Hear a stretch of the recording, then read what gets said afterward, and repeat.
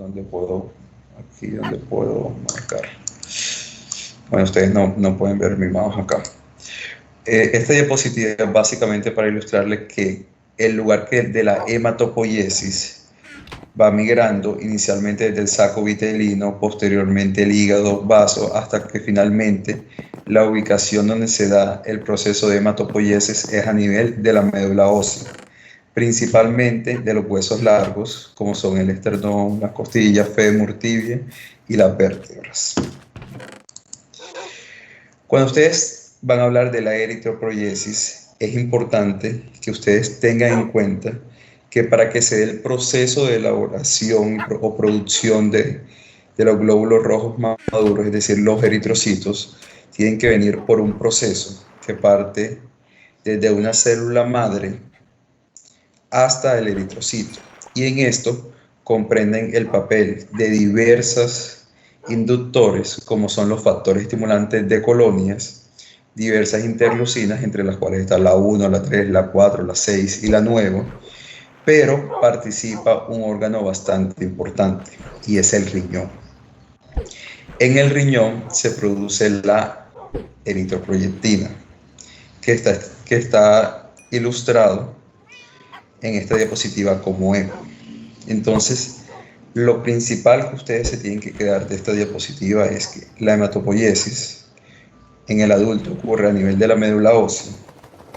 Cualquier proceso que afecte la médula ósea, ya sea por irradiación, procesos infecciosos, etcétera, puede dar una alteración de la eritropoiesis, y los pacientes con enfermedad renal crónica, principalmente estadio 4 o 5, pueden tener déficit de eritroproyectina y pueden tener anemia asociado a estos. Por lo tanto, en este grupo de pacientes muy probablemente requerirá adicionarle manejo con eritroproyectina.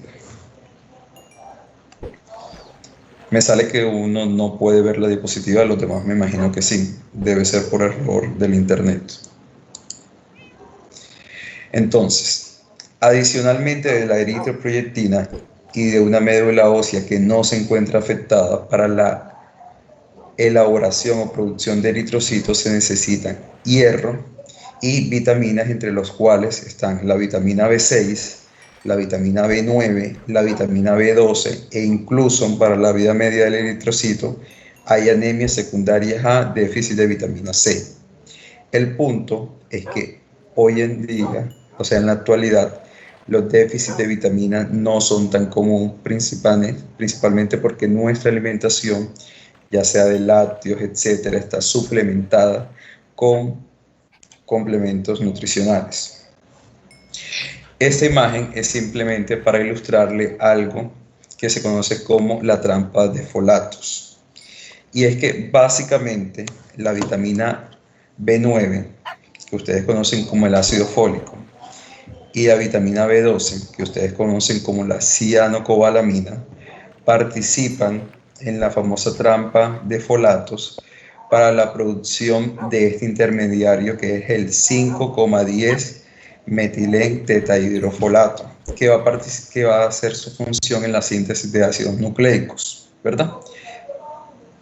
Sin embargo, para que este intermediario se produzca, se necesita de la tetrahidrofolato reductasa, y esta enzima utiliza el ácido fólico. De igual manera, cuando se produce este metabolismo que ustedes ven aquí, que es el 5-metil tetrahidrofolato, este otra vez se tiene que regenerar, y para eso utiliza la vitamina B2 y como cofactor la vitamina B6.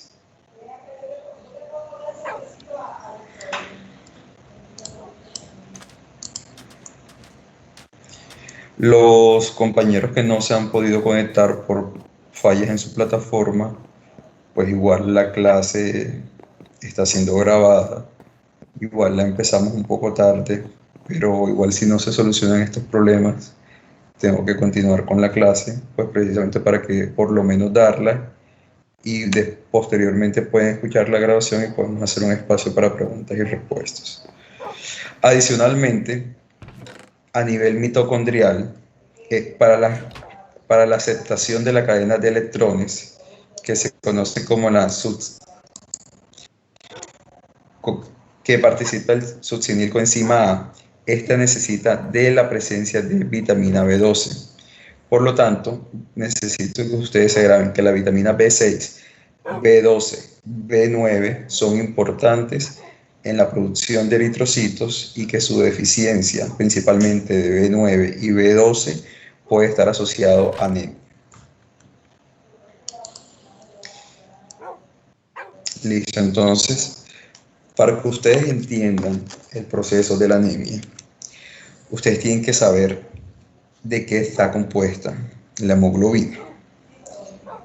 Básicamente, la hemoglobina es esa partícula que utilizan los glóbulos rojos para transportar el oxígeno a nivel de la sangre. Deben recordar que 1 gramo de hemoglobina puede transportar aproximadamente 1.34 mililitros de oxígeno. Esto es importante que ustedes lo sepan. Inicialmente, lo que sus compañeros les quisieron ilustrar en esta diapositiva es que durante la vida embrionaria, fetal, en el recién nacido y en el adulto hay diferentes tipos de hemoglobina. Porque el tipo de hemoglobina es, sí, ya lo repito. El tipo de hemoglobina está determinado por las cadenas que conforman, por las cadenas de globina que la conforman. Ejemplo, en el adulto, la principal hemoglobina es la hemoglobina A1, que se ilustra como hemoglobina A. Esta hemoglobina A está compuesta por 2 cadenas alfa y 2 cadenas beta. Y en un adulto normal debe ser más del 95% de la hemoglobina. La segunda hemoglobina más prevalente en el adulto es la hemoglobina A2. Esta está compuesta por 2 cadenas alfa y 2 cadenas delta. Y hace parte del menos del 3%.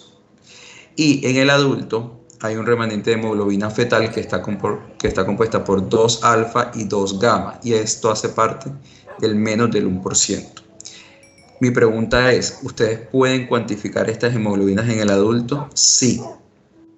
Hay una prueba que se llama electroforesis de proteínas. La electroforesis de proteínas te va a decir el porcentaje de hemoglobina A, el porcentaje de hemoglobina A2 y el porcentaje de hemoglobina fetal en tu paciente.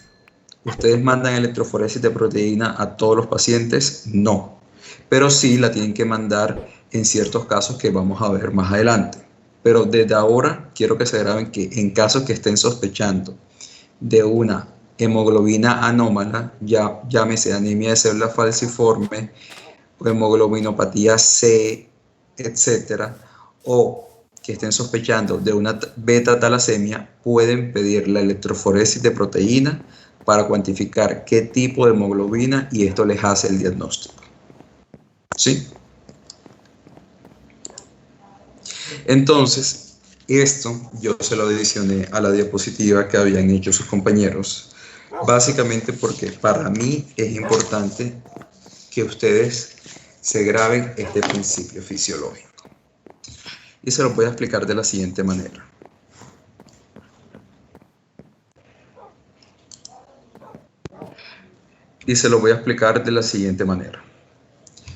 Esta curva explica la capacidad de unirse el oxígeno a la hemoglobina. Entonces, quiero que se ubiquen en la parte superior derecha de la diapositiva, en donde ven una línea rosada y 2 líneas en negra intermitentes. La parte rosada o fucsia es la curva de disociación normal de la hemoglobina. Si ustedes se ubican en el eje horizontal, está la presión parcial de oxígeno, ¿verdad? Y en el eje vertical, la saturación de oxihemoglobina, es decir, la saturación de la hemoglobina que está unida al oxígeno. ¿Qué es lo importante que ustedes ven aquí? Analicen la parte superficial de esta curva. No importa que la presión parcial de oxígeno esté en 100 o que esté en aproximadamente o que esté mayor de 60, miren que no hay cambios en la saturación de la hemoglobina, y es precisamente que por eso un paciente que tenga una presión parcial de oxígeno en su sangre identificada por unos gases arteriales en 100, 130, 140, eso ya es hiperoxia y no se busca, o en 90, 80, 70, va a tener cambios mínimos en la saturación de la hemoglobina. Sin embargo, cuando un paciente atraviesa o está por debajo de una presión de oxígeno menor a 60, ¿están escuchando bien todos? Menor de 60, observen cómo la curva inmediatamente muestra una disminución abrupta de la saturación de la hemoglobina. Es decir, otro concepto que quiero que se lleven es que se define insuficiencia respiratoria tipo 1 o hipóxica es cuando la presión parcial de oxígeno se encuentra menor a 60 milímetros de mercurio. Y esta definición es porque a partir de ese nivel ustedes van a observar una disminución en la saturación de la hemoglobina. Y esto va a comprometer la entrega de oxígeno a los tejidos, ¿verdad? Entonces hay dos conceptos que yo quiero que ustedes se graben, y es la desviación a la derecha o la desviación a la izquierda. ¿Por qué? Hay situaciones que lo ilustran las otras gráficas que provocan desviación a la derecha. Desviación a la derecha es, así como ustedes lo están observando, en la otra curva, en donde se necesita mayores niveles de PO2 para mantener la saturación de la hemoglobina. Y esto es importante que ustedes lo tengan en cuenta, porque cuando aumentan los hidrogeniones, es decir, cuando hay acidosis, como los procesos infecciosos, como la cetoacidosis diabética que nosotros vimos, cuando aumenta la temperatura, como por ejemplo la fiebre, o cuando aumenta la presión parcial de dióxido de carbono, como en una insuficiencia respiratoria hipoxémica e hipercápnica, hay un desplazamiento de la curva hacia la derecha, lo cual va a puede comprometer si no brindamos un adecuado soporte de oxígeno a la oxigenación a los tejidos. El 2,3 difosfoglicerato es una molécula que ustedes estudiaron en la glicólisis y es un intermediario que producen los eritrocitos, en el cual dejan de generar ATP porque esta molécula disminuye la afinidad del oxígeno, de la hemoglobina por el oxígeno. Y pacientes o personas que viven en altas alturas, definidos como mayor de 2.500, mayor de 3.000 metros sobre el nivel del mar, tienen mayor producción de 2,3 bifosfoglicerato. Y esto se produce aproximadamente a los 90 días de estar expuesto a estas alturas, el aumento de la producción. Sin embargo, esto también es importante porque, por ejemplo, la sangre que ustedes transfunden es muy pobre en 2,3 difosfoglicerato. Entonces no va a tener las mismas propiedades que la sangre del paciente. Estoy ocupado. ¿Qué pasa? Entonces, ¿este concepto les quedó claro? ¿Hasta ahí? ¿Tienen alguna duda? Sí, profe, ¿puede repetirlo de nuevo, porfa? Profe, yo tengo una duda. O sea, ¿qué es lo que causa la disociación o que casi no se una la hemoglobina? ¿El ATP o el diclofosforato? ¿Cómo es que? Disculpe, repítame eso ahí. Todos. Listo, o sea, todos. 2,3 bifosfoglicerato. Se pronuncia. Entonces, analicen esta parte. Si ustedes ven la tabla, te dice, en el aumento de los hidrogeniones, decir que los hidrogeniones aumentan, es decir, es lo mismo que decir que el pH disminuye, el aumento de la temperatura o el aumento del dióxido de carbono o el aumento del 2,3 difosfoglicerato, lo que van a hacer es disminuir la afinidad del oxígeno, de la hemoglobina por el oxígeno. Es decir, esta hemoglobina mucho más fácilmente va a soltar el oxígeno hacia los tejidos. Y esto tiene sentido. Si ustedes tienen un proceso de acidosis, si ustedes tienen fiebre, si ustedes tienen aumento de dióxido de carbono, eso se traduce a mayores demandas de oxígeno por parte del cuerpo. ¿Y cuál es la reacción normal que ustedes tienen que pensar que el cuerpo debería realizar? Soltar más fácilmente la hemoglobina. Lo del 2,3 difosfoglicerato es una situación que pasa en las personas expuestas a altas alturas o en la sangre, por ejemplo, que lleva almacenada y posteriormente se va a transfundir. No tienen las mismas propiedades. ¿Sí? Listo. Entonces, bueno, y antes de pasar esta diapositiva, yo quiero que ustedes tengan algo en su mente, y es esto. Usualmente, el gasto cardíaco de una persona de 70 kilos es 5 litros, ¿verdad? Cada litro de sangre aproximadamente tiene 200 mililitros de oxígeno. Es decir, en una persona que pesa 70 kilos, debe haber 1000 mililitros de oxígeno por minuto. Eso es lo que su cuerpo, en una persona de 70 kilos, en la fisiología de Gannon o de Gayton, le dice que hay por minuto, 1000 mililitros de oxígeno. Y los requerimientos basales de una persona son de 250 mililitros minuto. Es decir que nosotros tenemos una reserva de aproximadamente 750 mililitros de oxígeno por minuto.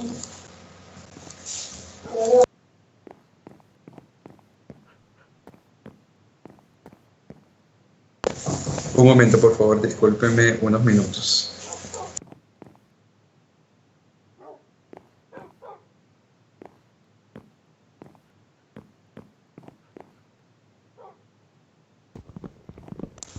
Jóvenes, discúlpenme 5 minutos, que es una emergencia, por favor. Gracias. Regreso en 10 minutos.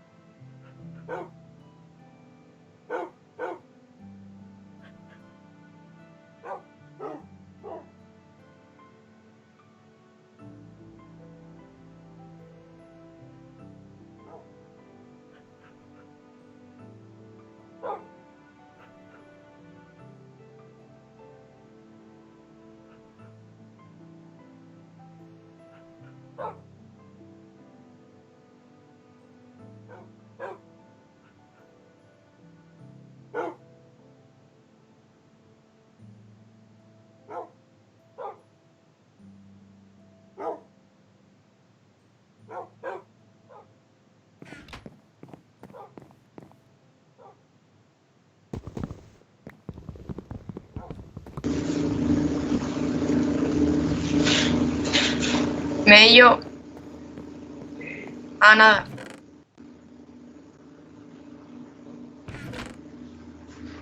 Están utilizando el internet.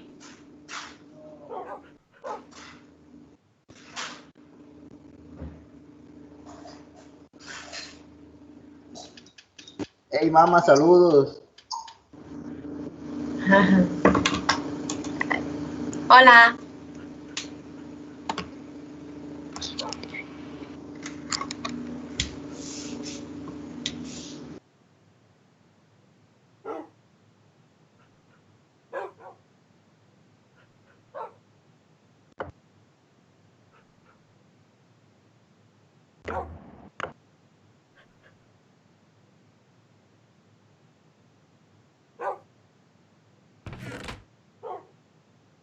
Carajo, niña, estás perdida. Si sales de universidad me cerró este coso. Uah.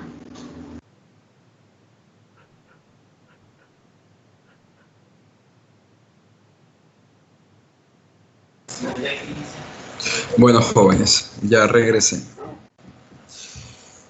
Entonces, ¿ya todos están aquí?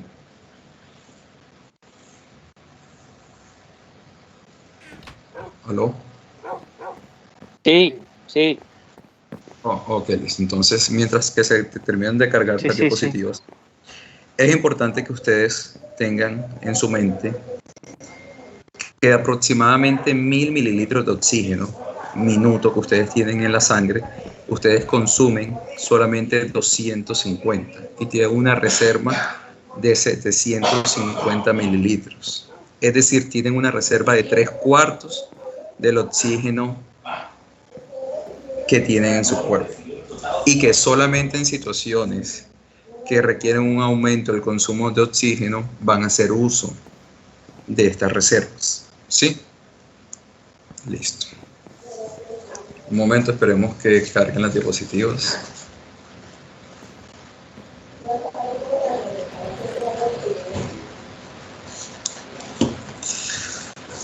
Listo.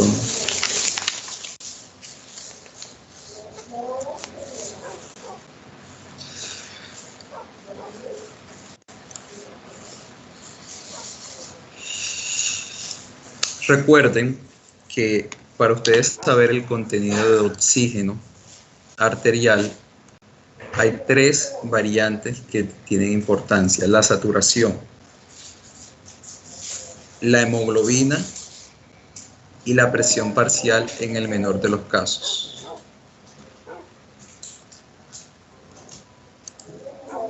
No entiendo quién está compartiendo.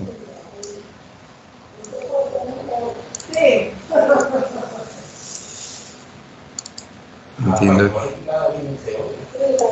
entiendo quién está intentando compartir la presentación, que no me deja a mí manejar la presentación a mí.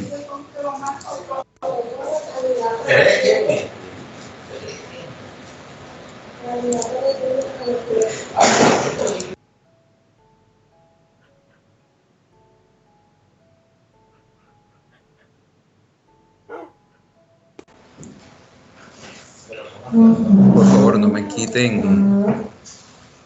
quiten el control de la presentación, porque automáticamente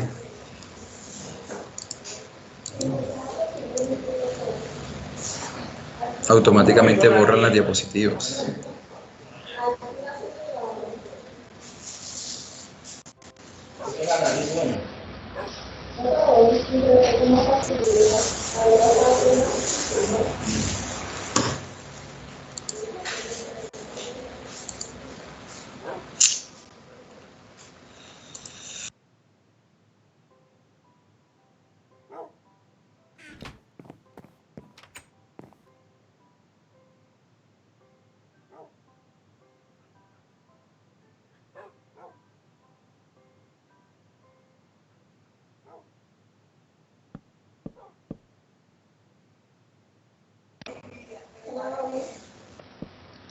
Bueno. Laura, por favor, no vuelvas a compartir pantalla, que me quitas automáticamente el control y paralizas toda la presentación. al igual que cualquier otro compañero.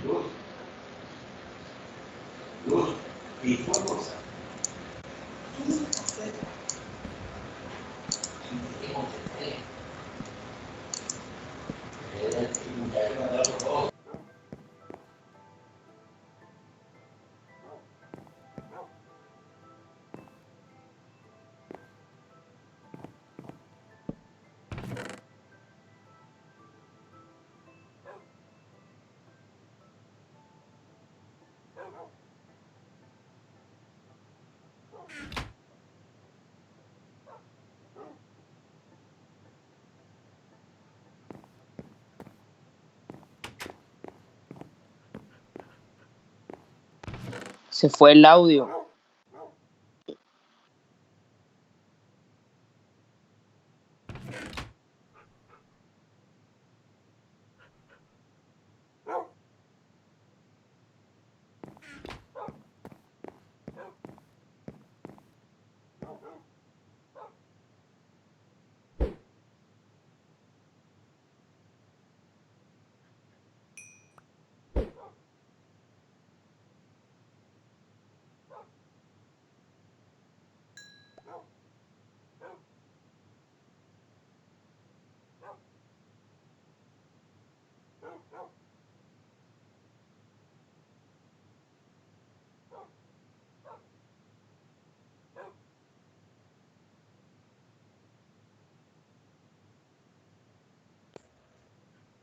Aló, no, es que estoy esperando que vuelva a la pantalla.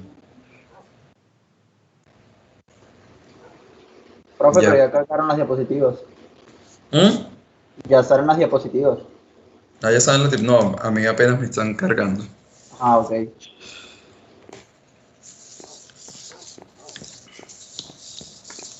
Por favor, dejen la pantalla quietecita. Entonces, listo.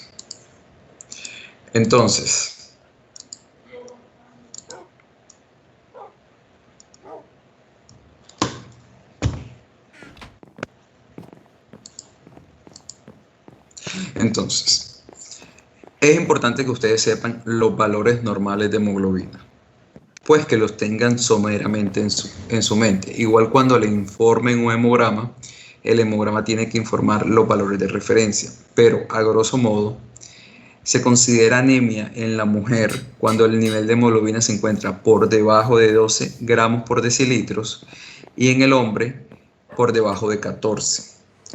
Recuerden que por situaciones como la menstruación, la testosterona y otros cambios entre los dos géneros, el varón siempre va a tener concentraciones de hemoglobina mucho mayor que las mujeres.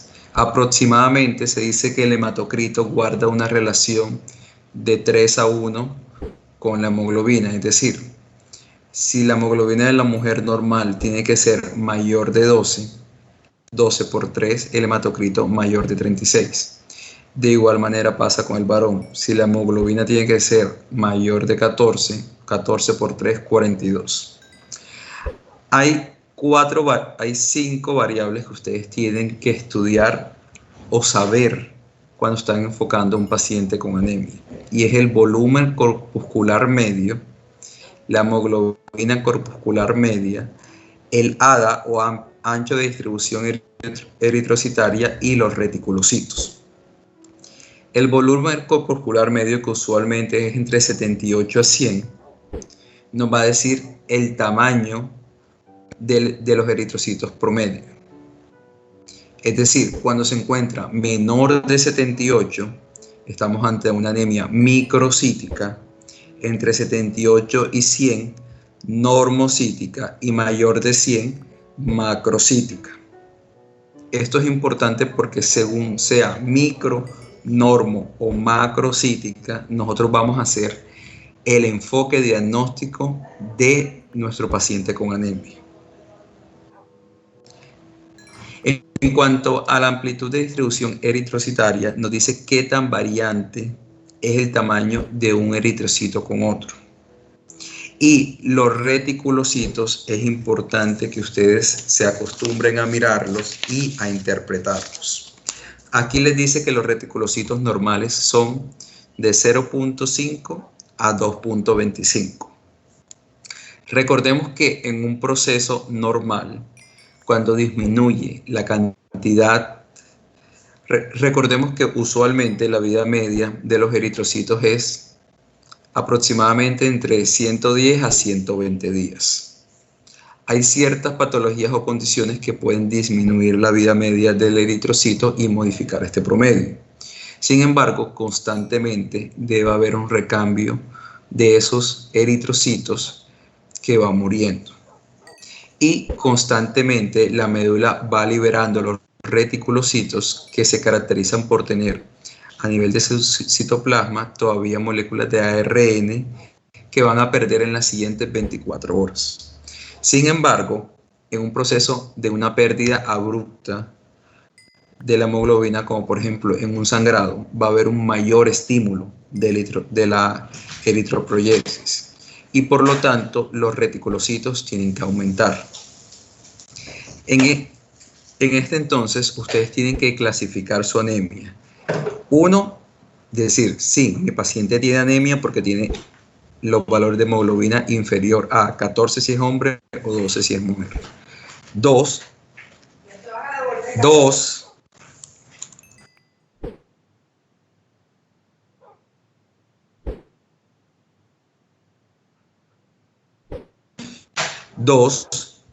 tienen que clasificar a su paciente si tengo una anemia microcítica, normocítica o macrocítica.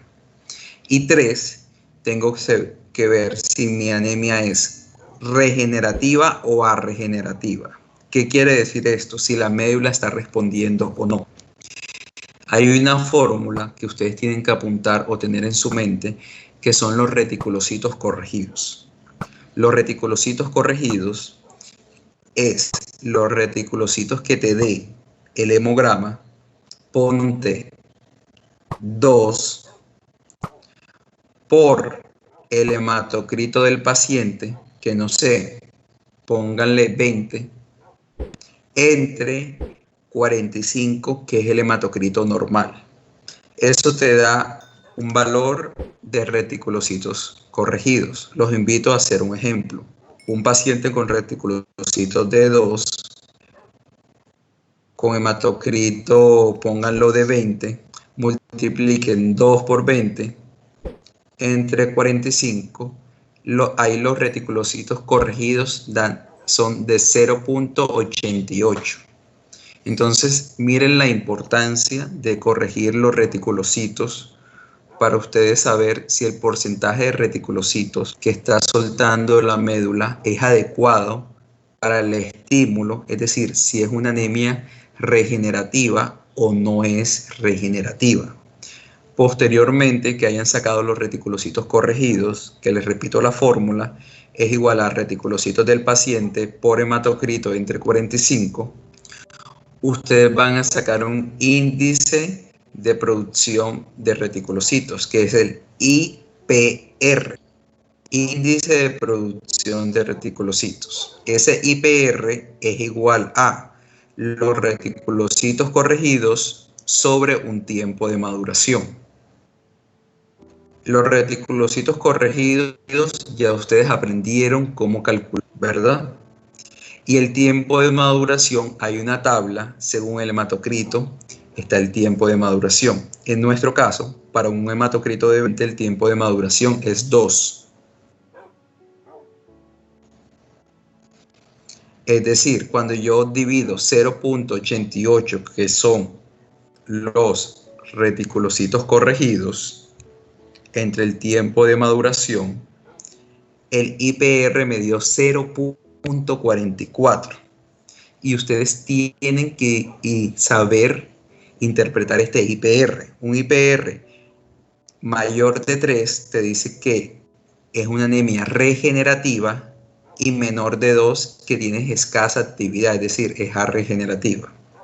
Es decir, en el ejemplo, nuestro paciente, a pesar de tener los reticulocitos en el rango normal, no los tiene como los debería tener aumentados con una anemia de ese nivel. ¿Todos escuchan? Sí, claro, profe. Ok, anemia es un tema largo, es más, no creo que lo termine yo hoy con las 3 horas, porque se lo voy a explicar punto por punto. Entonces, ya sabemos la definición básica, es el descenso del nivel de hemoglobina, 2 desviaciones estándar por debajo de lo normal. Habíamos hablado que en las mujeres menor de 12, en los hombres tienen que ver de dónde están leyendo y cuáles son los puntos de corte para su población. ¿Sí? Ya esto lo habíamos mencionado, que es el índice de distribución eritrocitaria. Entonces, ustedes tienen un paciente que les va a llegar con una sintomatología. Y la sintomatología en la anemia es bastante importante porque de ahí, y junto con el hemograma y los reticulocitos y el extendido de sangre periférica, en algunos casos ustedes pueden hacer la mayoría de los diagnósticos.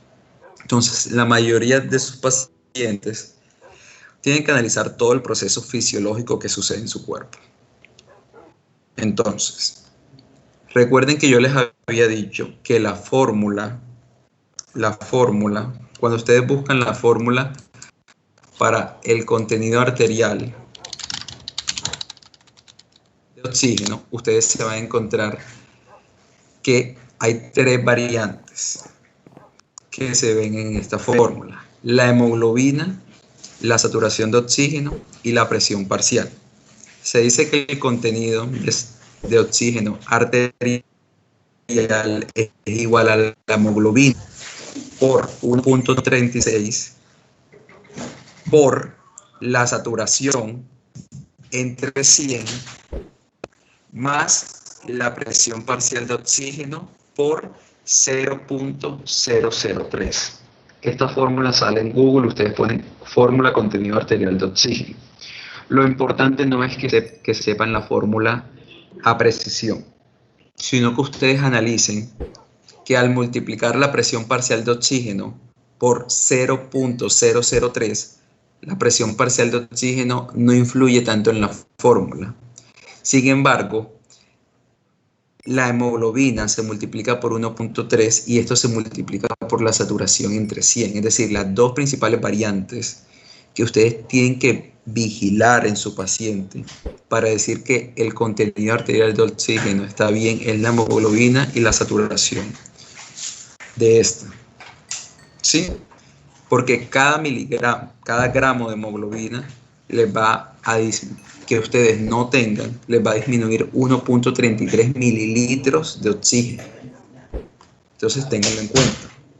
Porque es que toda la sintomatología que ustedes tienen en un paciente con anemia va derivada en la insuficiencia del aporte de oxígeno a los tejidos para cumplir sus funciones normales. Esto es lo que les va a dar la astenia, la dinamia, la debilidad muscular, la intolerancia de esfuerzo.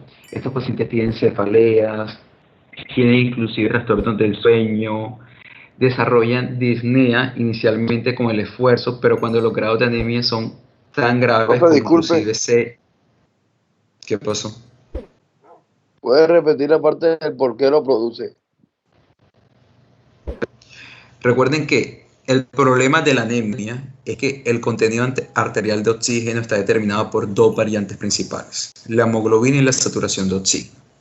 Ustedes pueden tener una aparente saturación de oxígeno adecuada, es decir, que el saturómetro les marque 100, 98, 97, pero si tienen un paciente con anemia, con una hemoglobina de 5, no va a ser igual con una anemia con hemoglobina de 10 o con hemoglobina o un paciente normal con hemoglobina de 14, porque cada gramo de hemoglobina que el paciente no tiene, ustedes le están restando 1.34 mililitros.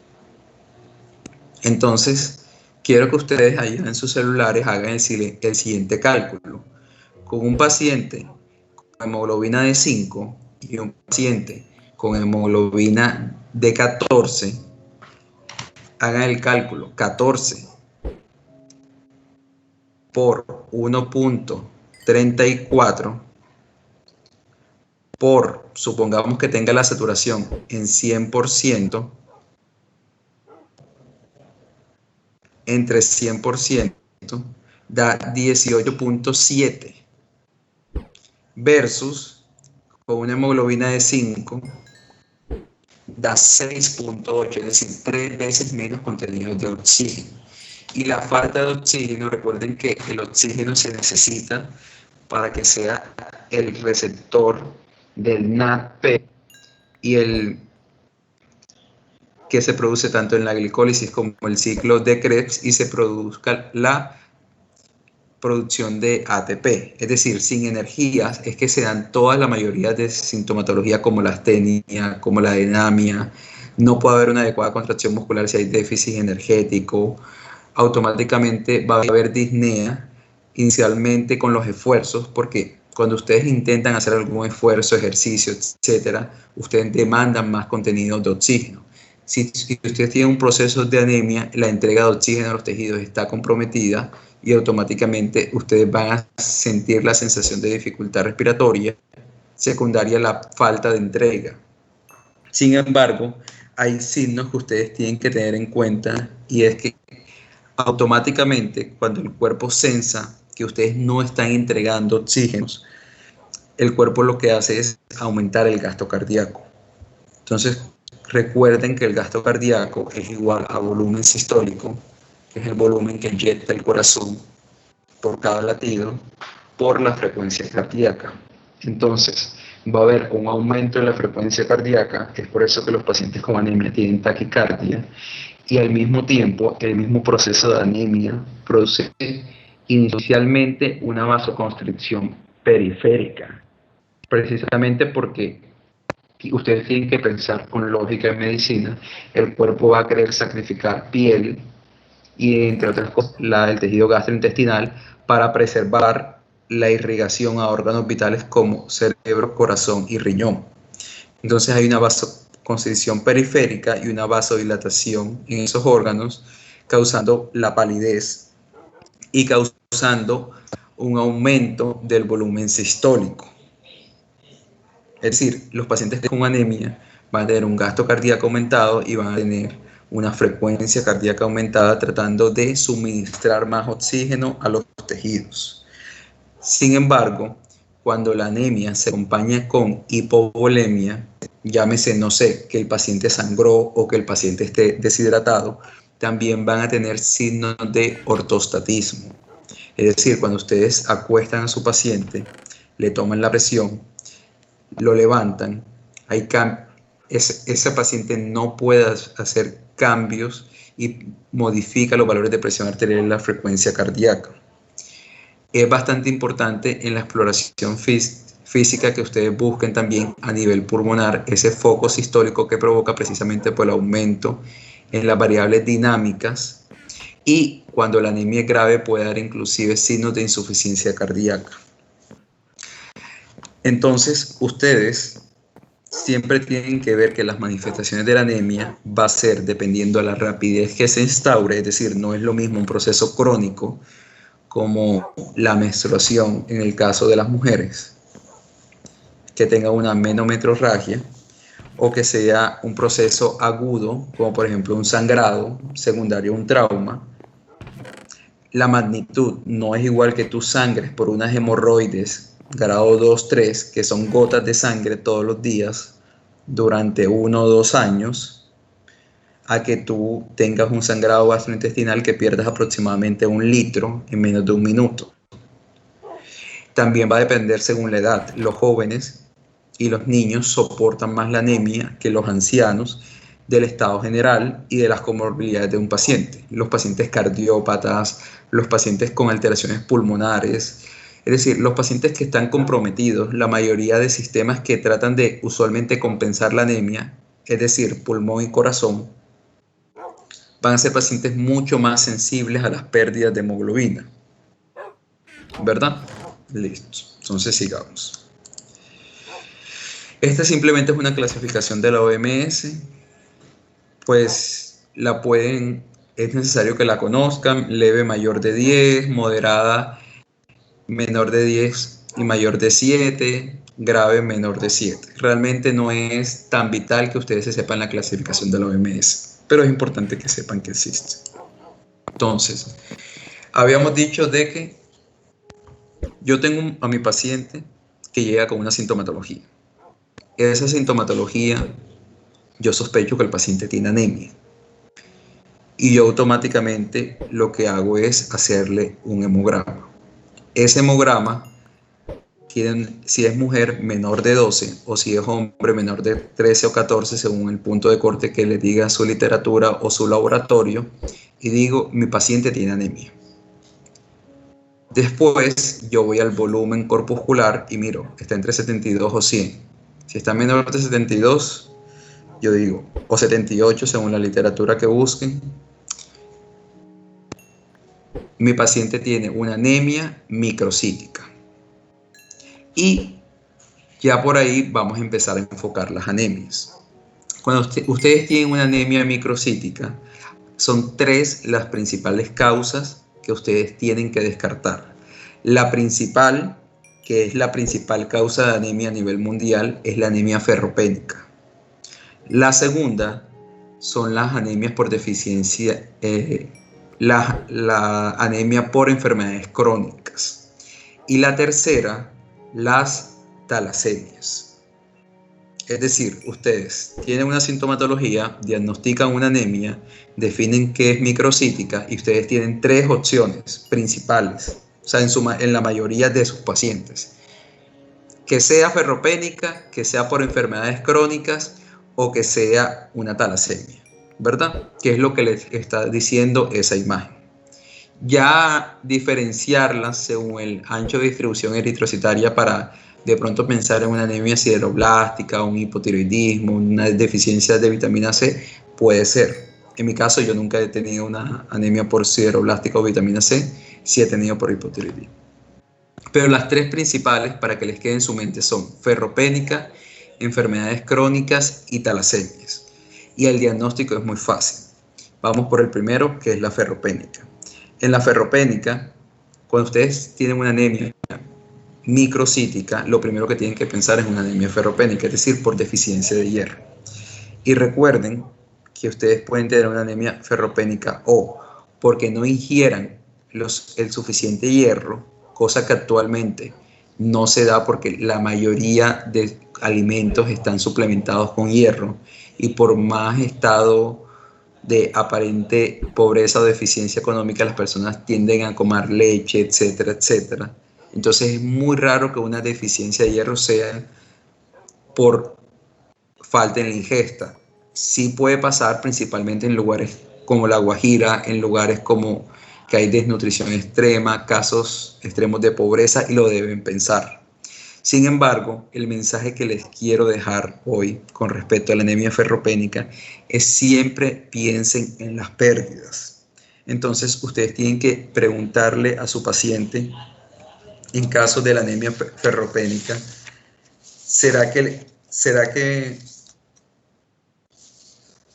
¿qué pasó aquí? Listo, entonces ustedes tienen que, siempre que tienen una anemia ferropénica, le tienen que preguntar a su paciente. Lo primero que tienen que pensar es en una hemorragia y tienen que pensar en los 2 órganos donde se den las principales hemorragias, que son, en el caso de la mujer, el útero, y de ambos sexos a nivel digestivo, es decir, una hemorragia de vías digestivas, sea alta, baja, etc.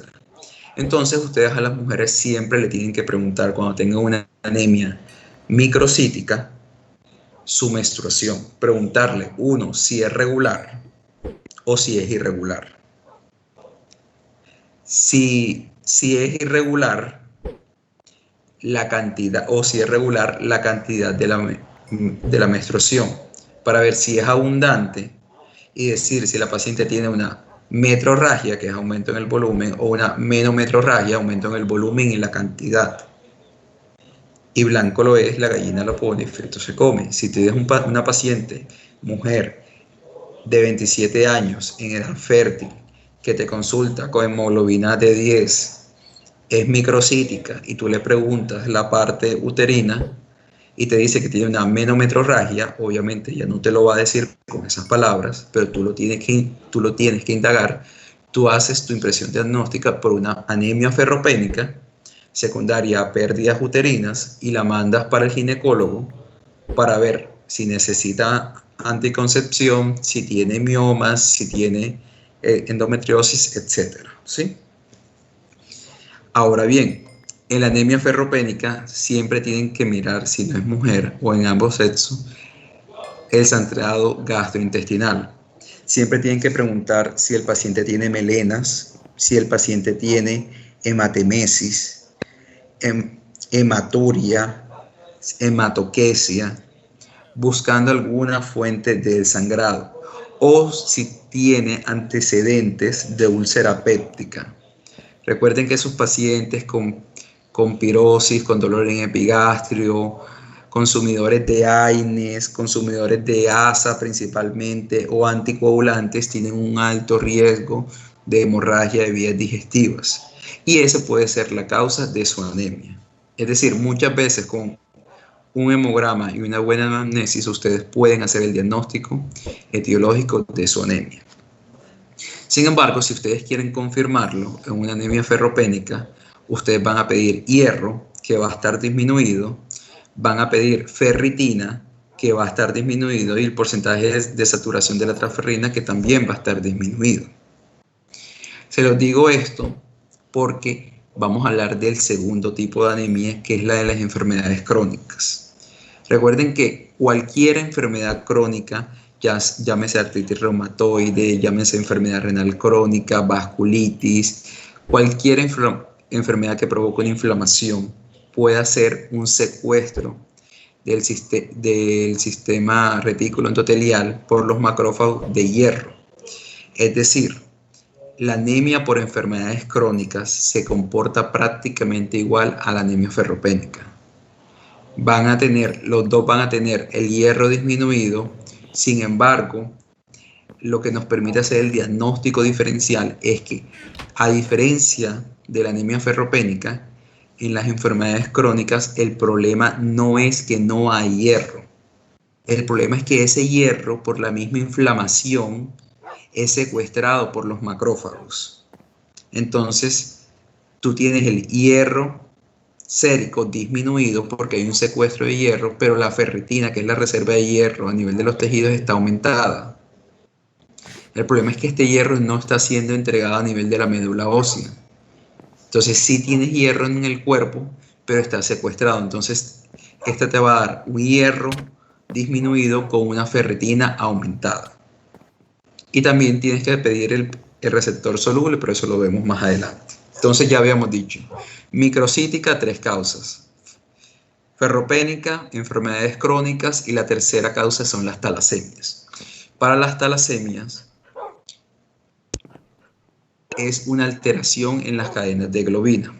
Las alfa-talasemias no existen porque, si ustedes recuerden, pues si no recuerdan yo se los muestro, cuando yo les mostré los tipos de hemoglobina, todas las hemoglobinas A1, A2 y la hemoglobina fetal, todas tienen 2 cadenas alfas. Es decir, una alfa-talasemia es incompatible con la vida. La persona abortaría con una alfa-talasemia porque no habría manera de producir hemoglobina fetal y por lo tanto sería un aborto. Lo que sí ocurre son las beta-talasemias. ¿Y qué son las beta-talasemias? Que estas cadenas de hemoglobina beta están alteradas. Recuerden que ustedes tienen un cromosoma materno y un cromosoma paterno.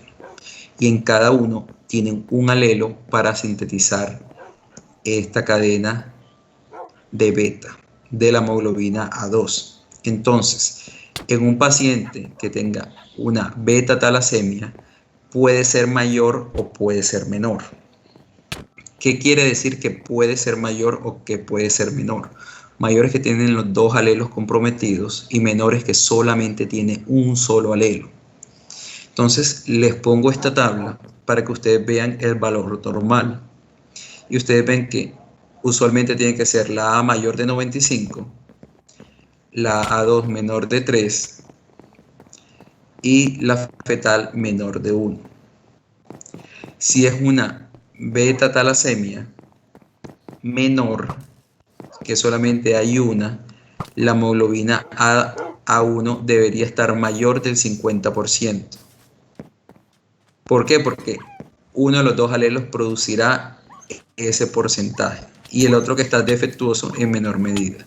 Si es una beta talasemia mayor, la electroforesis de proteína te va a decir que la hemoglobina A2 definitivamente va a estar menos del 50% y se van a estar elevadas otros tipos de hemoglobina.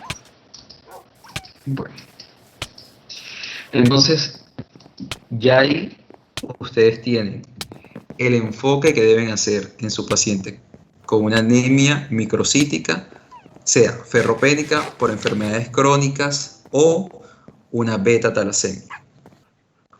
Ya los casos que ustedes estén sospechando una anemia sideroblástica, una anemia por deficiencia de vitamina C, por hipotiroidismo, son muy pocos casos, 1 o 2 de cada 1000 pacientes. Y lo importante es que ustedes sepan lo más común en general que les va a llegar como médicos generales. ¿Sí?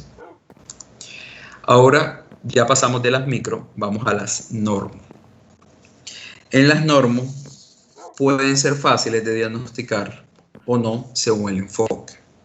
Entonces, lo que primero tenemos que hacer nosotros es tener en cuenta que una anemia normocítica, normocrómica, es decir, el volumen corpuscular medio entre 78 y 100, nos puede dar por un sangrado agudo. El paciente tuvo un trauma, perdió 2 litros de sangre, lo llevaron a urgencias, le repuse volumen con cristaloide, le hago el hemograma y obviamente va a tener anemia. Sin embargo, ustedes tienen que ver si es un proceso crónico o un proceso agudo. Usualmente los procesos crónicos el paciente sí va a tener anemia, pero los procesos crónicos, digamos que el paciente no va a tener un recuento de reticulocitos muy aumentados, precisamente porque el estímulo no es tan fuerte o agudo para incrementar inmediatamente el recuento de reticulocitos. Y aquí ustedes van a tener principalmente la anemia por enfermedad renal crónica. La anemia por enfermedad renal crónica, lo que pasa es que hay un déficit de la eritropoyetina, y ese déficit de la eritropoyetina altera la hematopoiesis, y al estímulo de la hematopoiesis estar mermado se produce menos cantidad de glóbulos rojos. Recuerden que la fisiopatología de la anemia no es única. Ejemplo, la enfermedad renal crónica te provoca estadio 4 o 5, aclaro, te provoca déficit de eritropoyetina. Toda la enfermedad renal crónica también produce una serie de citocinas que te pueden producir una anemia por enfermedades crónicas. Entonces puedes tener en el mismo paciente el déficit de eritropoyetina y el secuestro de hierro por parte del sistema retículo endotelial. Al principio, la anemia ferropénica puede ser normocítica, normocrómica, para que lo tengan en cuenta, ¿sí? Y las anemias por vitamina B12 o B9 podrían ser normocíticas, pero no es lo común. La anemia por vitamina B12 o B9 entra más que todo en el grupo de las macrocíticas. Ahora bien, en las que tienen un recuento de reticulocitos altos, y por eso los invito a anotar cómo se sacan los reticulocitos corregidos, a siempre calcular el índice de producción de reticulocitos. Ustedes van a ser médicos generales y tienen que ir más allá de simplemente ver una hemoglobina y unos reticulocitos, sacar estos dos parámetros, porque ya cuando ustedes dicen, tengo una anemia normocítica, normocrómica, y los reticulocitos están aumentados, es decir, lo primero que yo tengo que diferenciar ¿es autoinmune o no es autoinmune? Le hago la prueba de Coombs directo. Si el Coombs directo es positivo, es una anemia hemolítica autoinmune. ¿Sí? Listo, entonces es una anemia hemolítica autoinmune. El apellido o la causa de la anemia hemolítica autoinmune es motivo de una sola charla, el lupus, etcétera, etcétera, etcétera, etcétera. Sin embargo, ya ustedes enfocaron a su paciente, tiene anemia, es normocítica, es autoinmune por la prueba de Coombs, y a ustedes lo derivan para el manejo. o si está en urgencia le ponen corticoides, etcétera, etcétera. Esa es una charla adicional. Si la prueba de Coombs es negativa, pero tiene los reticulocitos altos, a ti te indica que el nivel de hemólisis es activa, es decir, el paciente está constantemente hemolizando los eritrocitos, y es ahí donde tú tienes que pensar, ¿será que el paciente tiene una enzimonopatía como la deficiencia de la glucosa 6-fosfato deshidrogenasa que participa en la síntesis de las purinas, o de la piruvato quinasa? ¿Será que el paciente tiene una hemoglobinopatía como la anemia de células falciformes? ¿Será que el paciente tiene una membranopatía como la eferocitosis hereditaria? ¿O será que el paciente tiene una MAD, que es una microangiopatía, una hemólisis microangiopática? Entonces, a pesar de que ahora mismo les acabé de dar muy tan difícil como ustedes creen, entonces vamos a comenzar una por una de una manera muy resumida. Los pacientes con enzimonopatías, como la deficiencia de la glucosa 6-fosfato deshidrogenasa o piruvato quinasa, se diagnostican principalmente en edades jóvenes. Son pacientes que, a pesar de que tienen la anemia, cuando no hay condiciones de deshidratación, no hay condiciones de hipoxia, no hay condiciones extenuantes, estos pacientes funcionan normal como nosotros, o sea, tienen su grado de anemia, pueden tener una sintomatología leve, pero lo que les agudiza a ellos son los periodos de hipoxia, deshidratación, esfuerzo, etc. Las hemoglobinopatías, como la presencia de la proteína C o S, en el caso de la anemia de las células falciformes, son pacientes que usualmente se diagnostican en la niñez. O sea, es muy difícil que un paciente con anemia de células falciforme no tenga un diagnóstico por pediatría en los primeros años de vida. Son pacientes que usualmente tienen hemoglobina de 5 o 6, son pacientes que hacen hepatoesplenomegalia al comienzo, que tienen crisis dolorosas, etcétera. Más adelante la vamos a ampliar bastante esta anemia. Y la esferocitosis hereditaria también son diagnósticos que se hacen en los primeros años de vida. O sea, es muy difícil que les llegue a ustedes un adulto, hablando específicamente de medicina interna, con alguna de estas anemias sin diagnosticar. En las microangiopatías trombóticas, que el tema se llama MAD, hay 3 anemias que ustedes tienen que descartar: la PPT, que es púrpura trombocitopénica, el SHU, que es el síndrome hemolítico urémico, y el SHUA, que es el síndrome hemolítico urémico atípico, que ese también es un motivo de otra charla. Sin embargo, lo que me interesa que ustedes aprendan con la anemia normocítica es pensar en enfermedad renal crónica, que tienen que pensar en sangrados agudos como hemorragias gastrointestinales, etc. Descartar anemias hemolíticas solicitando la prueba de Coombs. Y si es hemolítica, pues también te lo va a apoyar otros datos que vamos a ver más adelante. Y si no es hemolítica, pensar otras causas que son mucho más raras, ¿sí? Hasta ahí vamos bien, ¿verdad? Recuerden que en una anemia hemolítica siempre tienen que pedir bilirrubinas, LDH extendido en sangre periférica. Los laboratorios iniciales de una anemia es hemograma, reticulocitos y extendido en sangre periférica. El hemograma porque nos confirma el diagnóstico y nos orienta, los reticulocitos para ver si es regenerativa o regenerativa y ver la respuesta de la médula, y el extendido en sangre periférica para ver la forma de los eritrocitos, o hay formas que nos pueden orientar. Por ejemplo, los esquistocitos son muy común en las anemias microangiopáticas, las células en forma de O de la anemia de células falciformes, etcétera, etcétera. ¿Vamos bien? ¿Sí? ¿Hasta ahí no tienen ninguna pregunta? ¿Aló? Profe, ¿puede repetir los exámenes? O sea, ustedes siempre que tienen un paciente con anemia le tienen que pedir el hemograma, reticulocitos y en algunos casos extendido en sangre periférica. El hemograma te confirma el diagnóstico y te hace el abordaje en micro, normo o macro. Los reticulocitos, si es regenerativa o regenerativa, y el extendido en sangre periférica para ver las formas celulares e identificar formas celulares que son asociadas a ciertas patologías y te guían al diagnóstico. Esos son los iniciales. Sin embargo, si tú estás sospechando, según lo que tú sospechas, tú vas a pedir los otros laboratorios. Por ejemplo, si es una microcítica, tú pides hierro, pides ferritina, pides transferrina, y tú dices, bueno, es una anemia ferropénica, es una anemia por enfermedades crónicas, pero definitivamente si es un paciente joven que tú le estás sospechando una talasemia, tú tienes que pedir una electroforesis de hemoglobina y ya confirmas tu diagnóstico.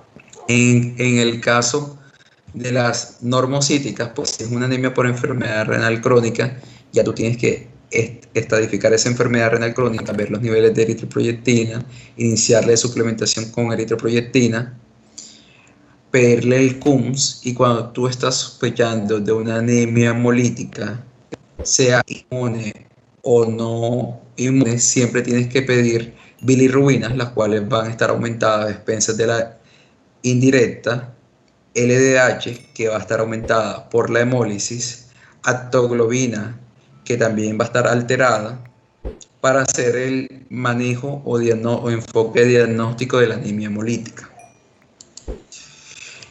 En cuanto a la anemia macrocítica, así como les dije anteriormente, ustedes siempre tienen que pensar en déficit de vitamina B9 o B2, principalmente porque como la trampa de folatos está alterada, hay una alteración en la síntesis de las bases nitrogenadas y el eritrocito usualmente permanece mayor tiempo a nivel de la médula ósea, lo cual hace que al soltarnos a la sangre periférica su tamaño sea mucho mayor.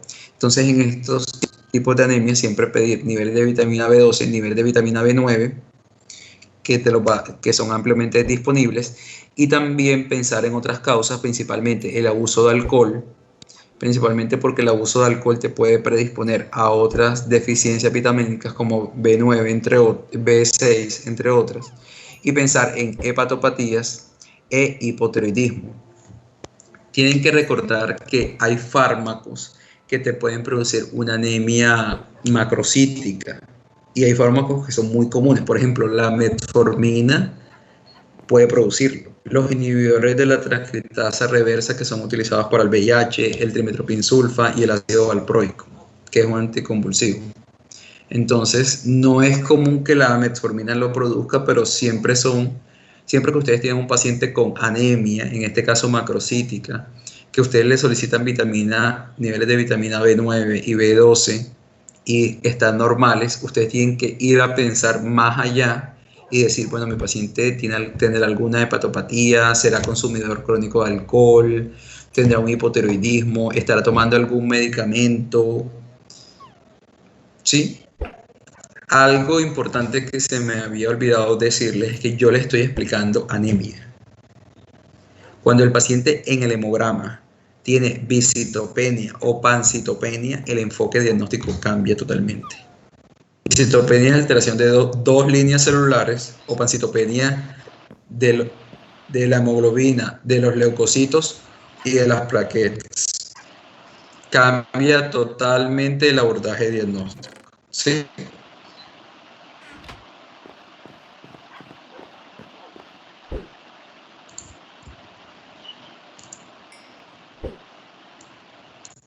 Listo. Entonces, sigamos. Esta es una clasificación también de las anemias, sin embargo, no me gusta clasificar las anemias de esta manera porque no es fácil y no es tan práctico para ustedes al momento de enfocar a un paciente que le llegue a su servicio de urgencias o a su consulta externa con anemia, a diferencia de cómo ocurre con los 3 gráficos anteriores, que ustedes de manera organizada pueden llegar al diagnóstico de una manera mucho más fácil. Entonces ya habíamos hablado de la anemia hemolítica, ahora vamos a centrarnos un poco en algunas anemias en particular. Básicamente, ¿qué es lo que está pasando? El eritrocito está siendo destruido. Las anemias hemolíticas ustedes la tienen que dividir en autoinmunes y no autoinmunes. Y por eso es que ustedes piden el CUMS directo. Y además del CUMS directo, tienen que pedir la bilirrubina, que va a estar aumentada a expensas de la indirecta, la LDH, que va a estar aumentada, y la lactoglobina, que va a estar disminuida. Entonces ya ustedes dijeron, yo tengo una anemia hemolítica. Y esa anemia hemolítica, si es ustedes tienen que pensar en lupus, tienen que pensar en otros trastornos autoinmunes directamente. Y lo enfocan por la parte de medicina interna y reumatología. Si no es autoinmune, ustedes tienen que pensar o que es por enzimas, o que es por una alteración en la membrana, o porque es una alteración en la hemoglobina, como la anemia de célula falciforme. Y la edad del paciente, el cuadro clínico, te enfoca hacia el diagnóstico. Como ustedes lo ven, hay diversas causas. Ya habíamos hablado de la ferrocitosis, de la glucosa 6-fosfato deshidrogenasa, la piruvato quinasa, de la anemia. Eso. Hay otras enfermedades como por ejemplo la malaria, que pueden provocar anemias hemolíticas. Precisamente cada vez que hay hemólisis, hay la liberación en la malaria, hay la liberación de citocinas, hay la liberación de los plasmodium, y según el tipo de plasmodium, sea falciparum, vivax, etcétera, va a ser la intensidad de la hemólisis y la liberación. Por eso en el quiz que les mencioné, cuando les puse impresiones diagnósticas, malaria no daba lugar, porque la malaria tiene una presentación en cuanto a la fiebre, la sudoración y sus manifestaciones muy características, que la diferencia del dengue y la diferencia de la fiebre amarilla. Bueno, esto es lo que le habíamos mencionado anteriormente de la glucosa 6-fosfato deshidrogenasa y la piruvato quinasa.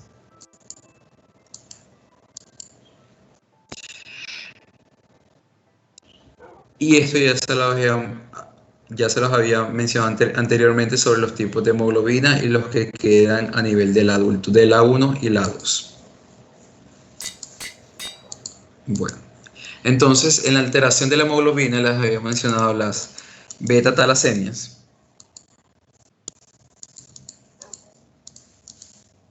que es incompatible con la vida, las alfa-talasemias, que son incompatibles, y la beta-talasemia, la anemia de células falciformes, que así como lo dicen sus compañeras, es la sustitución de timina por adenina que conduce en la mutación.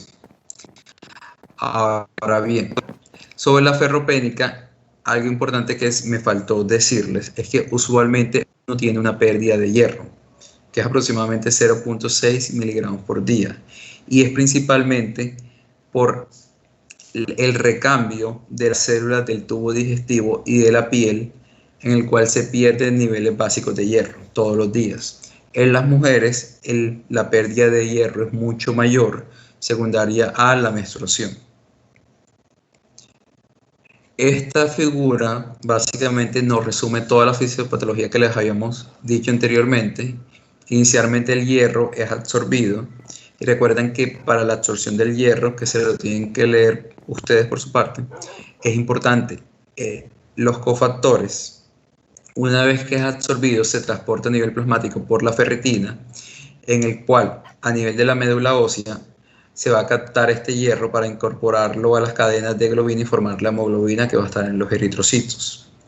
Sin embargo, el hierro libre también a nivel de los tejidos se almacena a nivel de la ferritina y diferentes enzimas. Recuerden que la hemoglobina no es la única enzima, no es la única partícula que transporta el oxígeno. Se encuentra también la mioglobina, que tiene una capacidad de fijación diferente a la hemoglobina. Y los macrófagos posteriormente hacen la degradación de la hemoglobina. Recuerden que sea por activación del sistema retículo endotelial, por las enfermedades crónicas o por la déficit de hierro, puede dar la anemia microcítica. Y que cualquiera de estas causas te puede llegar a una anemia ferropénica, y siendo la principal tipo de anemia que se les va a presentar a ustedes tienen que pensar en dietas estrictas, muy raro realmente. pero sí pueden pensar en una absorción deficiente, principalmente hoy en día que la cirugía bariátrica o la cloridia hacen alteraciones en el nivel de los cofactores y por lo tanto no se da la absorción del hierro, o sangrados como úlceras pépticas, varices esofágicas, hemorroides, o las mujeres, las menometrorragias. Recuerden que a nivel del embarazo hay una anemia fisiológica que también se da en la lactancia y también se da en la infancia hasta aproximadamente los 4 o 5 años. Entonces, este simplemente es para ilustrar la deficiencia del hierro, que cuando ustedes tienen un balance del hierro negativo y agotan los depósitos, ustedes progresivamente van desarrollando esta anemia. Y básicamente, así como les dije, para el diagnóstico ustedes piden el hierro, que tanto en las enfermedades crónicas como en la ferropénica están disminuidos, la ferritina, que en la ferropénica está disminuida y en las enfermedades crónicas está aumentada. La valoración de los depósitos de hierro por aspirado de médula ósea no se hace de rutina. Eso es algo muy importante que ustedes tienen que saber cuál es la indicación de un estudio de médula ósea, es decir, cuando ustedes mandan al hematólogo a hacer biopsia más aspiración de médula ósea y solamente tiene 2 indicaciones. Cuando el paciente, a pesar de la historia clínica, el hemograma, los reticulocitos, la bioquímica normal, ustedes no llegan a un diagnóstico y la anemia persiste, o cuando el paciente tiene episitopenia o pancitopenia. Son las únicas 2 indicaciones que ustedes mandan o refieren al paciente para que les hagan un estudio de médula ósea, porque hay que saber por qué el paciente tiene anemia.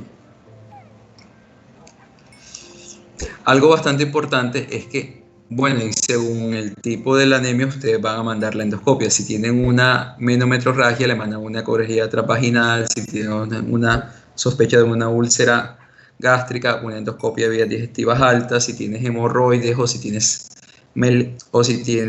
hematoquesia, una colonoscopia, etc. Para el tratamiento con hierro, uno, es importante cerrar la llave. Es decir, ustedes nada hacen tratando una anemia ferropénica si la causa del sangrado persiste. Si es uterino, enviarlo al ginecólogo, anticonceptivos, mioma, etc. Si es gastrointestinal, tratar la hemorragia de vías digestivas altas. Pero en la suplementación con hierro, usualmente les dicen que ustedes tienen que dar 300 miligramos de sulfato ferroso día por 3 meses. El primer mes es para cubrir la deficiencia de hierro, y el segundo mes y el tercer mes es para subir las reservas de hierro a nivel de la ferritina, porque recuerden que no solamente el hierro sérico está disminuido, sino que las reservas corporales lo están. Algo importante es que no todos los hierros son iguales. La absorción, por ejemplo, del sulfato ferroso, que es el que usualmente mandan los médicos, es muy baja. Este hierro ustedes lo tienen que decirle a los pacientes que se lo tomen todo una sola vez al día y con el estómago vacío para que la absorción sea mucho mayor. Hay otros compuestos que ustedes han escuchado como el anemido, etcétera, que no son sulfato ferroso, son fumarato ferroso. Y además de fumarato ferroso, tienen vitamina C y tienen ácido fólico, lo cual aumentan los soportes nutricionales de los pacientes, tienen una mucho mejor absorción y realmente ustedes ven que el paciente reacciona mucho más rápido. Una vez de iniciar la suplementación con hierro, a los 4 o 7 días debería iniciar a aumentar los reticulocitos. Eso es muy importante que ustedes lo tengan en cuenta. Y en la anemia ferropénica no necesariamente ustedes tienen que tener el laboratorio a la mano para mandar el hierro. Es decir, si le llega al servicio de urgencia una paciente, 27 años, no, me siento cansada, me siento débil, ustedes evalúan a su paciente. y lo primero que ustedes tienen que decir es, bueno, mi paciente está estable, mi paciente no tiene taquicardia, mi paciente no tiene dolor torácico, mi paciente no tiene dificultad respiratoria, mi paciente no tiene ortostatismo. Necesito que se graben por lo menos esas 4 cosas. Van a aparecer en el caso clínico que les voy a preguntar de anemia.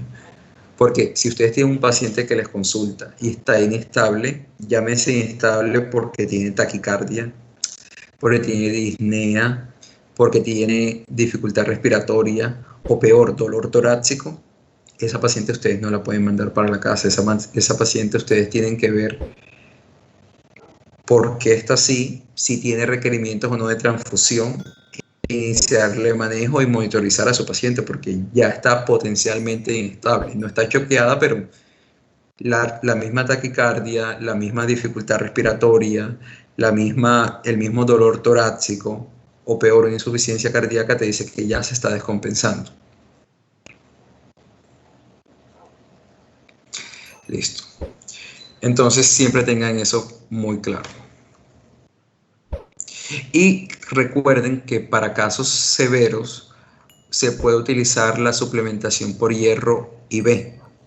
El hierro viene en ampollas de 5 mililitros, trae aproximadamente 200 gramos, 20 gramos por cada mililitro y se administran 5 cc de la ampolla, aproximadamente máximo 3 veces por semana, pero eso es uso intrahospitalario y lo maneja el hematólogo. Este simplemente es para que ustedes identifiquen cada una de las muchas patologías que les puede causar una anemia por enfermedades crónicas. Este tipo de anemia no la piensan, como no la piensan, no la diagnostican y siguen pensando que el paciente tiene una anemia ferropénica y no es así. Recuerden, bueno, esto digamos que entre las anemias microcíticas, el rasgo talasémico es muy fácil de diagnosticar porque estos son pacientes que se van a presentar desde la infancia. Las anemias por enfermedades crónicas pues tienes tus antecedentes de base y la ferropénica, que es la más común, tú la sabes diagnosticar pidiendo su hierro que está disminuido, su ferritina que está disminuido y el receptor soluble de transferrina, que es lo que ustedes están viendo aquí, que es RST, sobre la ferritina. En la ferropénica se encuentra mayor de 2 y en las enfermedades crónicas menor de 1. Esto es algo un poco más fino en cuanto al diagnóstico diferencial de estas dos enfermedades. Y estos cuerpos que le traje, que son cuerpos de Pappenheimer, son simplemente la acumulación de hierro en las mitocondrias de los eritrocitos, que es característico de las anemias sideroblásticas. Recuerden que la anemia sideroblástica, el problema no es que no haya hierro, ni que no esté secuestrado, ni que no esté en la médula ósea, sino que hay un problema del hierro para incorporarlo a la cadena de la hemoglobina. Es decir, aquí estos eritrocitos sí van a tener ese hierro en la médula ósea. Por eso es que ustedes, cuando van a ver, es microcíclica, pero el hierro está elevado. Si ustedes ven, la ferritina va a estar elevada, así como va a estar elevada en las enfermedades crónicas, pero a pesar de que tienen el hierro disponible, no pueden anexarlo a la cadena de la hemoglobina y producen los cuerpos de Pappenheimer.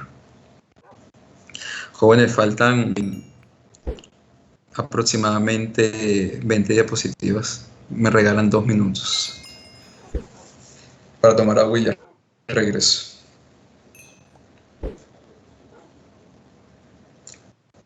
Regreso exactamente a las 39.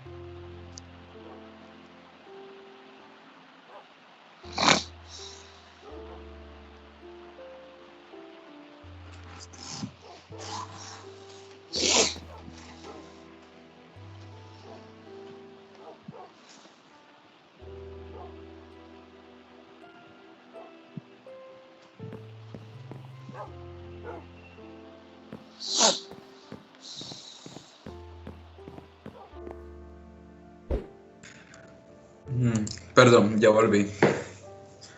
¿Ya están todos? ¿Puedo continuar? Sí, puede continuar.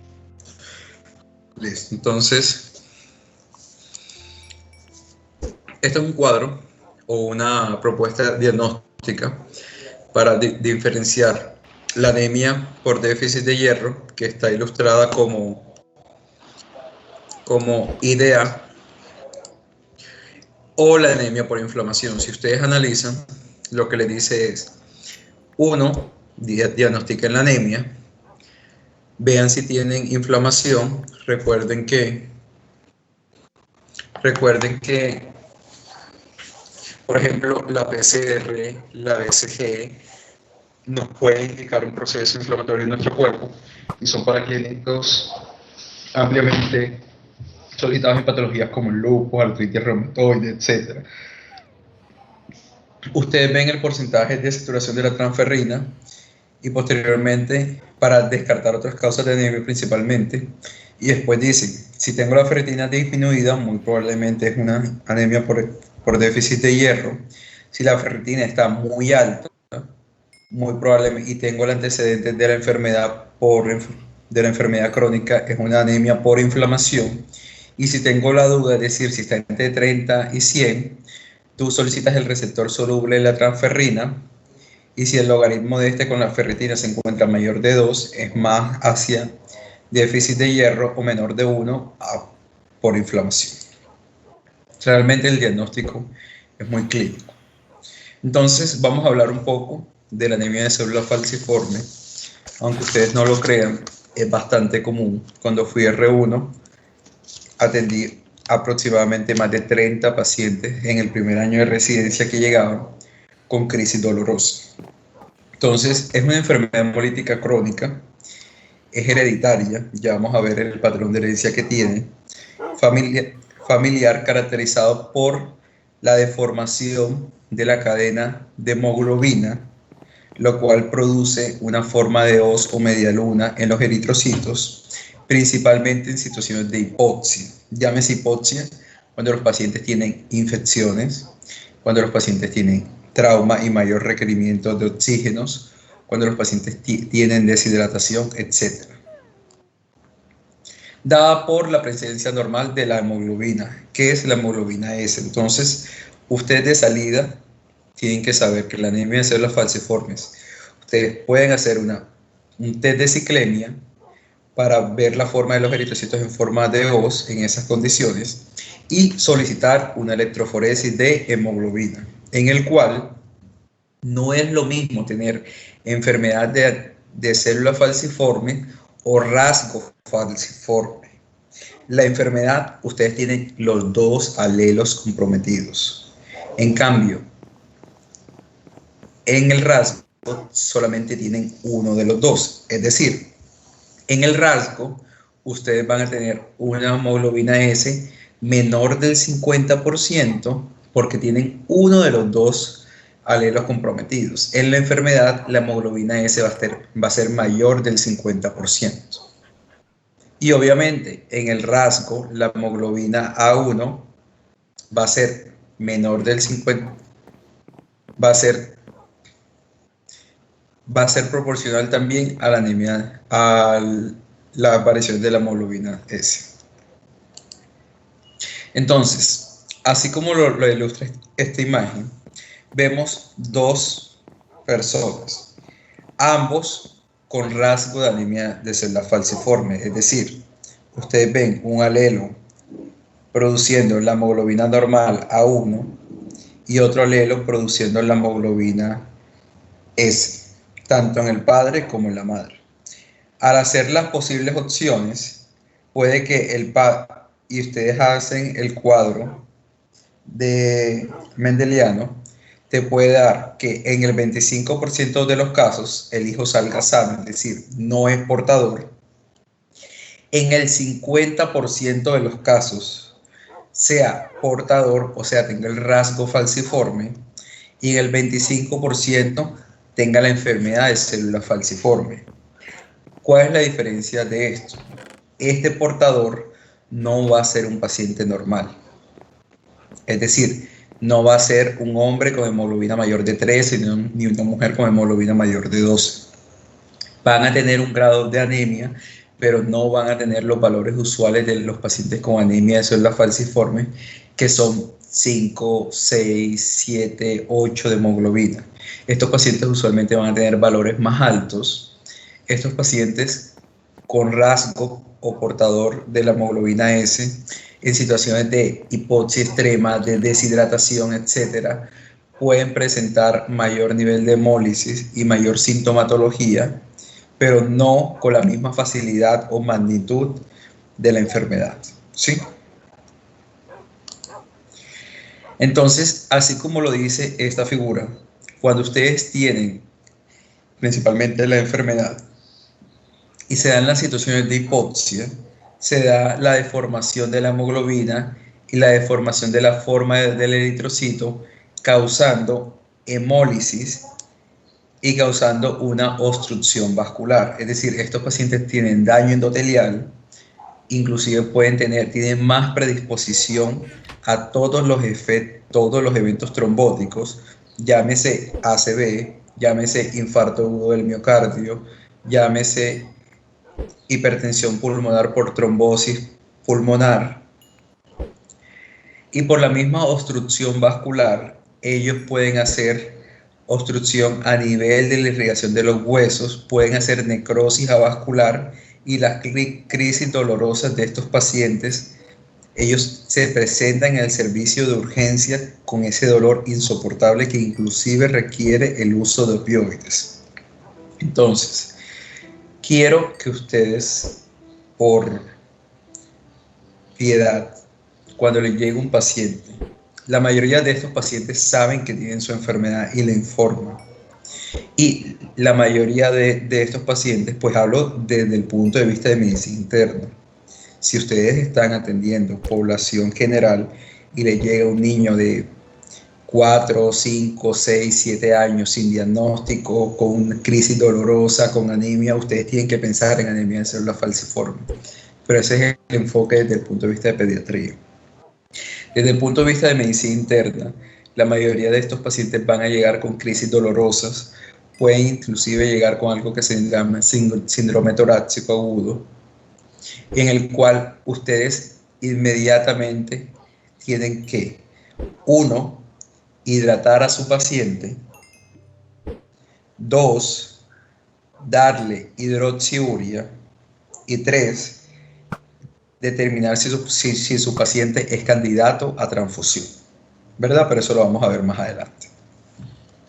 Entonces, entre las características es que el hemograma, cuando sus compañeros escribieron aquí que es normal, me imagino que se refieren a que las plaquetas y los leucocitos son normales, es decir, ellos no tienen por qué tener visitopenia o pancitopenia, a menos que tengan otras infecciones o otros procesos sobreagregados. La hemoglobina obviamente va a estar disminuida, son pacientes anémicos, la prueba de ciclemia va a salir positivo, y si es un rasgo, en caso tal que sea un rasgo, van a tener este patrón que dice la diapositiva, que tiene una hemoglobina S del 30 al 50% y un 50 al 60% de hemoglobina A. Esto es de un rasgo. Y obviamente la hemoglobina va a ser mucho más normal que de la enfermedad, pero no es que tenga una hemoglobina normal el rasgo. Está disminuida, pero no en una mayor proporción. En cambio, en un paciente con la enfermedad, la hemoglobina S va a ser mayor del 50% y automáticamente la hemoglobina A va a ser menor del 50%. Y siempre tener en cuenta que todo lo que es infección, todo lo que es deshidratación, pueden causar en estos unas crisis muy características en estos pacientes. Entonces, recordemos que usualmente estos pacientes se diagnostican en los primeros años de vida, usualmente a los 4 años. Durante las crisis, entre mayor sea el nivel de hemólisis, mayor va a ser la liberación de la bilirrubina indirecta y van a tener síntomas de ictericia. Al comienzo, ellos van a tener una esplenomegalia, pero es que yo no quiero que ustedes esperen que su paciente con anemia de células falciformes tenga una esplenomegalia, porque es que la misma hemólisis provoca la esplenomegalia al comienzo de la enfermedad, pero después de esa esplenomegalia ellos terminan teniendo o funcionando como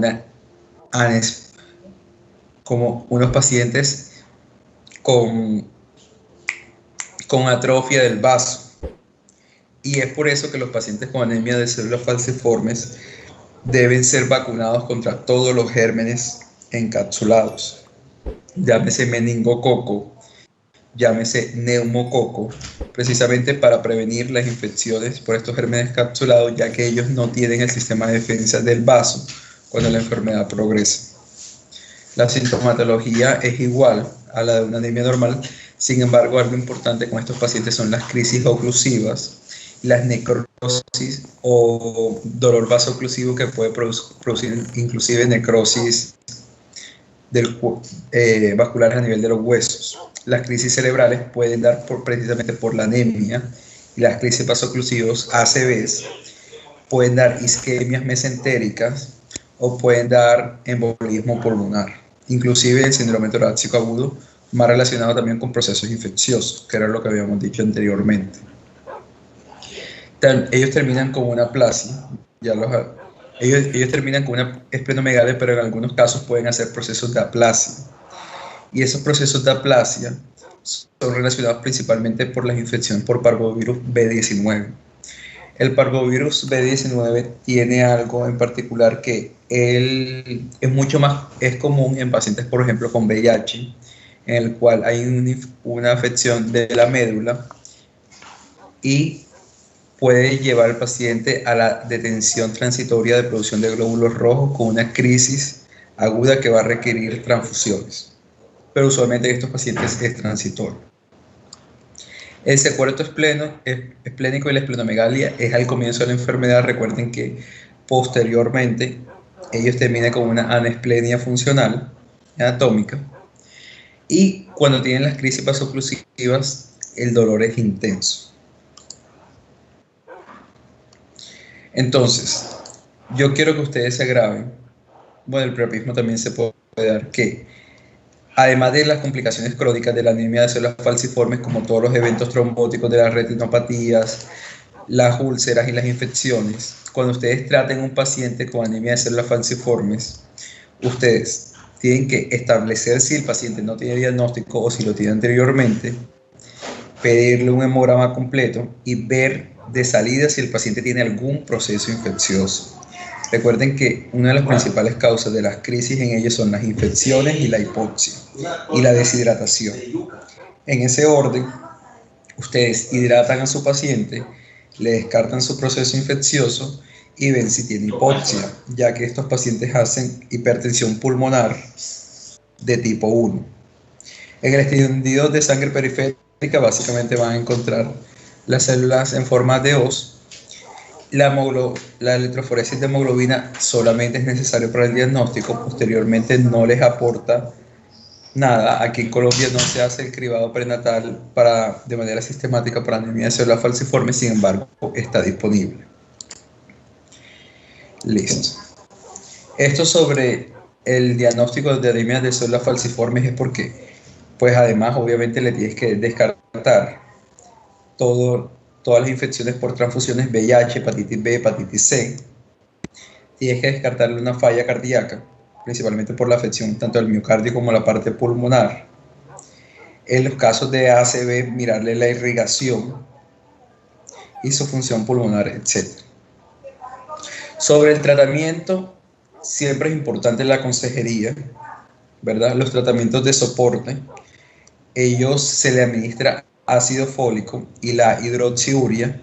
La hidroxiuria, así como lo dice, una dosis de 10 a 15 miligramos al día. Y la función de la hidroxiuria es porque la hidroxiuria estimula la producción de hemoglobina fetal.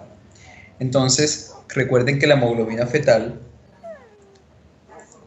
al aumentar la hemoglobina fetal, esta compensa ese aumento de la hemoglobina S. Y la hemoglobina fetal tiene algo que es mucho más afín con el oxígeno. Hay que vacunar a estos pacientes, pero principalmente quiero dejarles un mensaje en el día de hoy.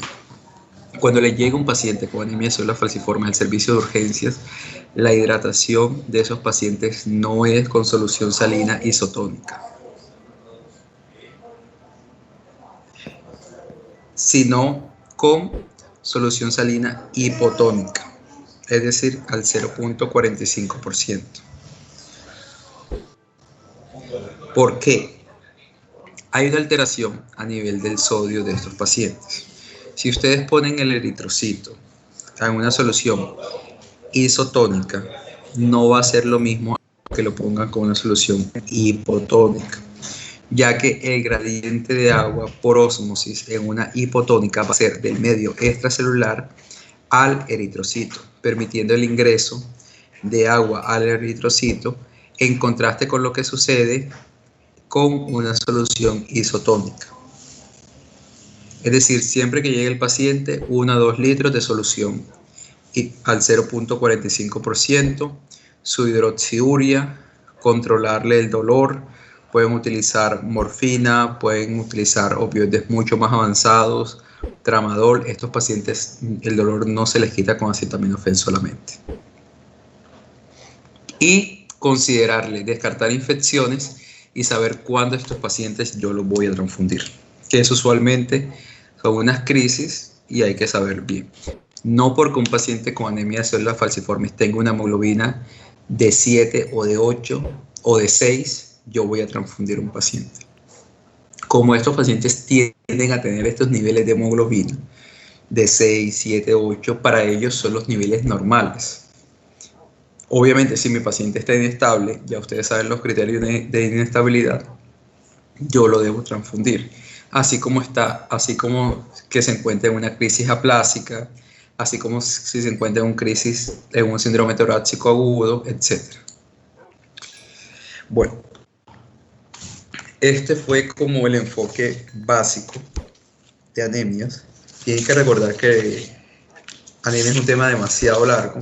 Para hablarlo con totalidad tendríamos que hablar solamente un día de anemia ferropénica, otro día por enfermedades crónicas, otro día de beta-talasemia, otro día de ferocitosis hereditaria, de glucosa fosfato deshidrogenasa, etcétera, etcétera. Lo importante es que ustedes como médico general sepan identificar las manifestaciones, sepan pedir los laboratorios iniciales, sepan clasificar según el volumen corporal medio, enfocarlo y buscar la etiología de diagnóstico, y sepan cuando no encuentren la causa que deben derivar a su paciente para otros estudios especializados. ¿Alguna duda o pregunta?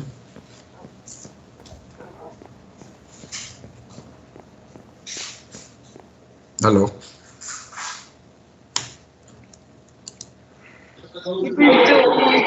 Pero pueden escribir las dudas.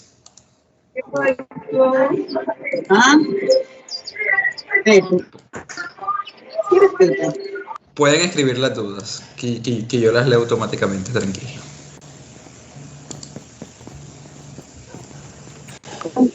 Si tienen algún...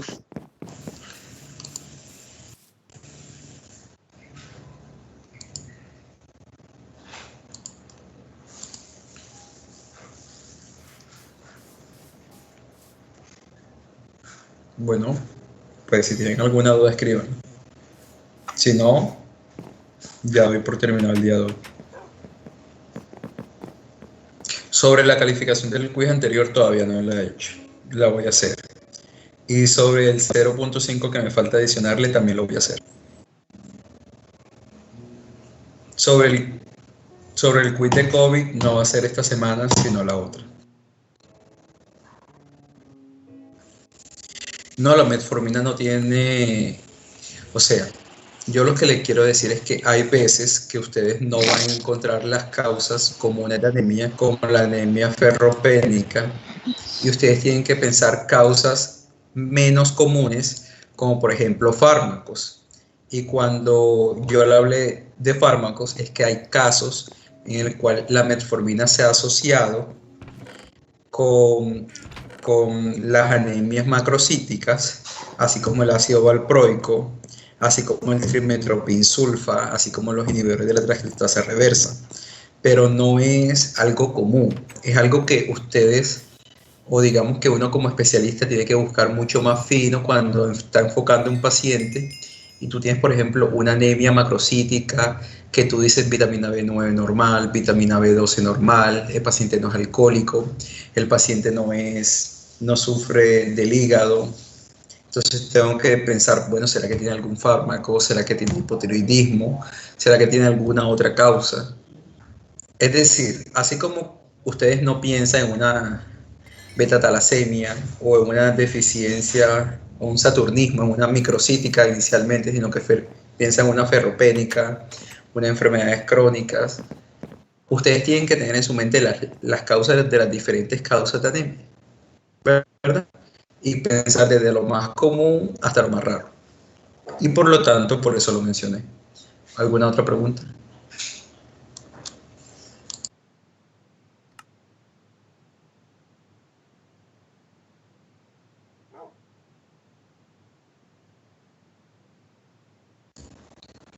¿Ninguna otra pregunta? Bueno, doy por terminado entonces. Nos vemos el miércoles. Profe, una pregunta, ya el miércoles, ¿qué tema se va